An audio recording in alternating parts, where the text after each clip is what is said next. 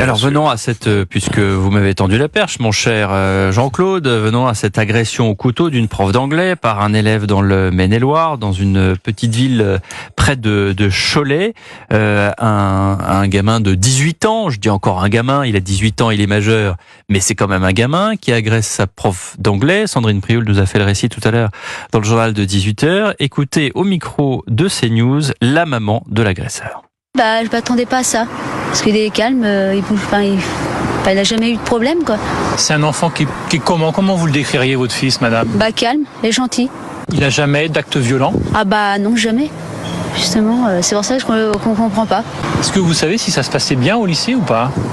Ça, on sait pas du tout, parce qu'il nous en parlait pas plus, mais après, il a eu des camarades, mais il n'y a jamais eu de problème avec eux. Après, les autres, on sait pas, hein. Alors, il y a deux choses. Le premier, c'est à chaque fois qu'il y a un fait divers, on appelle ça les bobinos chez nous, les bobs. C'est à peu près toujours le même bob. Ouais. On savait pas, il était calme, il était là. La deuxième chose que je trouve intéressante, et vous allez me dire ce que vous en pensez, c'est le rôle des parents. Ils nous en parlaient pas, on savait pas ce qui se passait à l'école.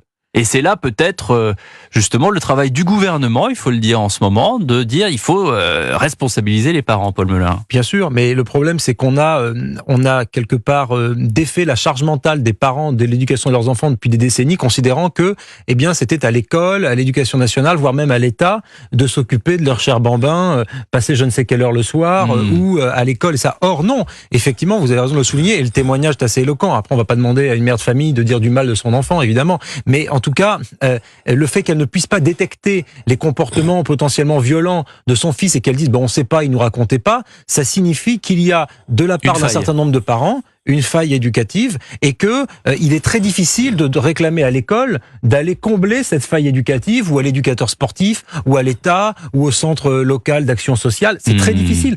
Par conséquent, il faut effectivement inviter les parents à s'occuper de leurs enfants. Ça me paraît d'une banalité confondante. Et au moins mais pourtant, un suivi je pense de savoir que c'est si ça se passe bien ou pas à l'école. Jean-Claude Moi, Dessier. je me méfie parce qu'on est un peu loin du théâtre de cet incident tragique.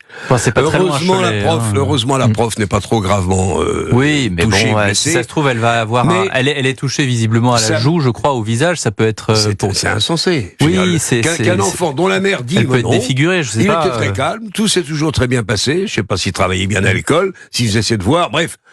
Et il prend, j'imagine, un couteau dans le tiroir de la cuisine. Et il attaque sa prof d'anglais, c'est ça? Oui, prof d'anglais. On sait pas trop pourquoi.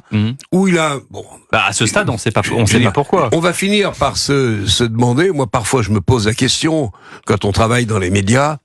Est-ce qu'on en abuse pas? Je crois pas. De quoi donc? De ce type de fait divers. Je ne crois pas. Je crois que l'inverse.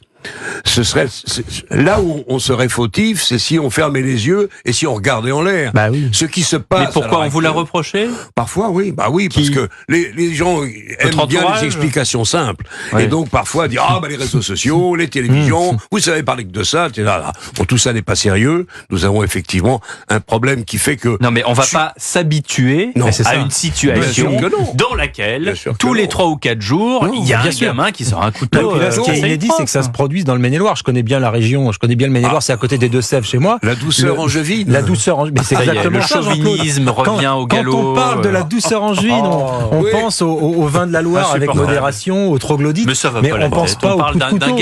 Oui, voilà, c'est ça. Oui, non, mais c'est ça qui est terrible, c'est qu'aujourd'hui, y compris dans des territoires ruraux, y compris dans des petits villages, dans des petites communes, dans des villes moyennes, nous sommes en proie à un même phénomène. Là aussi, c'est comme le lien entre immigration et délinquance, on n'a pas le droit de le dire, mais je le dis quand même, d'ensauvagement dans ce pays, qui est quand même quelque chose qui a un grand enseignement, ça n'appartient plus aux grandes métropoles.